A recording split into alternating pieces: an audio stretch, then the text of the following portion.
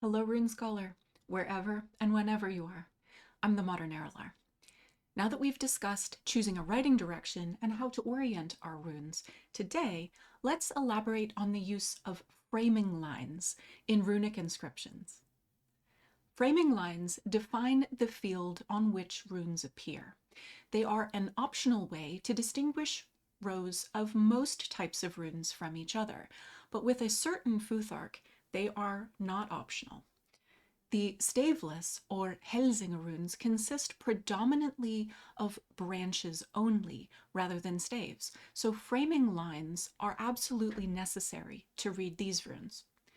What distinguishes individual staveless runes from each other is whether the twigs slant to the left or to the right, or up or down, or their high or low positioning within the line of the runes.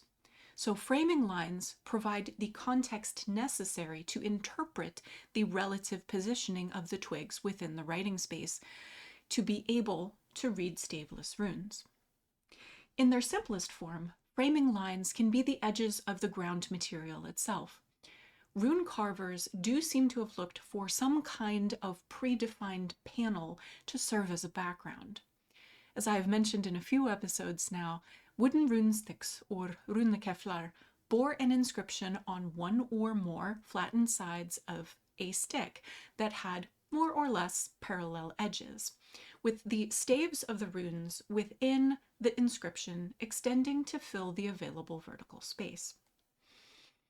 Many Norwegian runestone inscriptions are similarly carved on the narrow rather than the broad sides of runestones, and those runes also extended to fill the available stone panel in a way that strongly resembles a runekefli.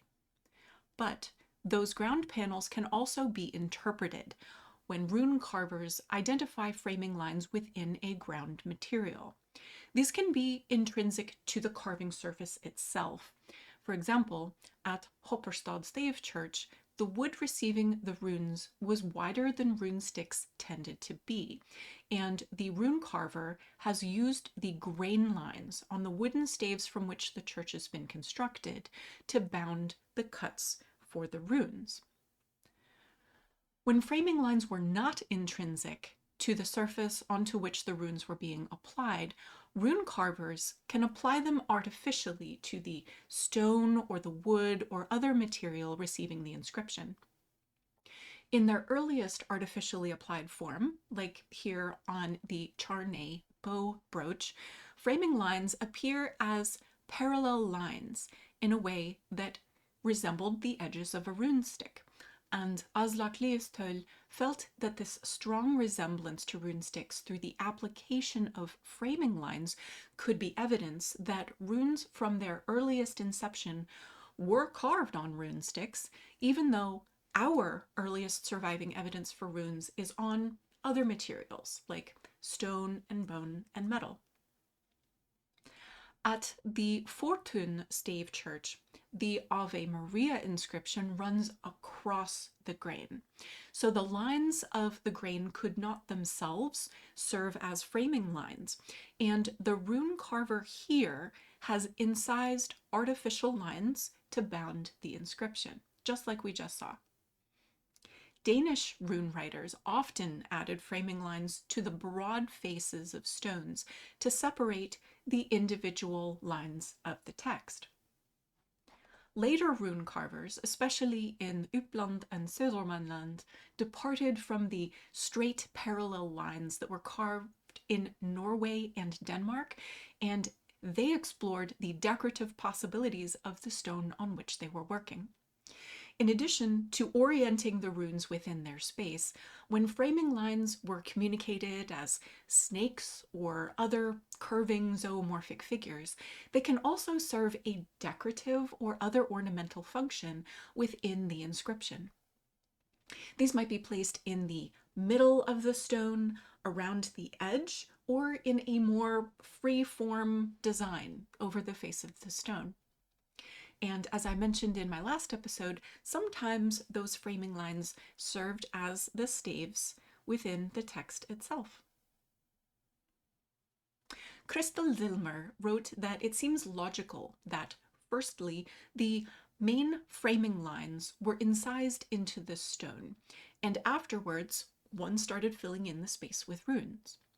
She then gives 5 examples of runestones, like this one from Södermanland, that had been marked with a band or a serpent functioning as a pair of framing lines, but the band had not been filled in with the runic text. She also points to runestones where the framing lines were not entirely filled, or alternately, they were overfilled such that not all of the text fitted into the designated space, as an indication that these lines may have preceded the text itself. But framing lines could derive from a tradition quite outside this clearly runic native practice, where other inscriptions seem to be derived clearly from the ruling lines in Latin manuscripts. For example, on the Hälsinge 2 stone, the entire layout of the text reflects Latin book literacy. The text is executed horizontally. The reading direction follows 3 sides of the stone, starts in the upper left corner and proceeds from left to right and from top to bottom, the same as the pages in a Latin or a modern English book. And all sides of the stone feature a picture directly referring to the content on that specific side.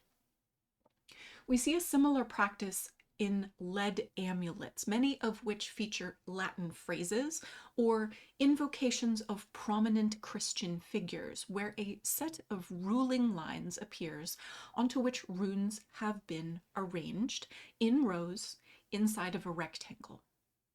Framing lines within these Christian-influenced practices seem to reflect the layout ruling in contemporary manuscripts rather than imitating rune sticks, as many of them feature other characteristics of Latin manuscript culture, such as ligatures and double consonants.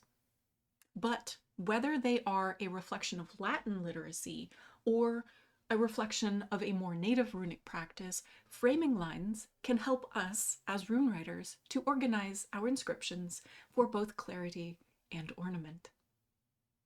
So now that we have divided our rune rows, next time let's discuss whether or how to divide our words. Thank you for writing the runes with me, the modern Erilar.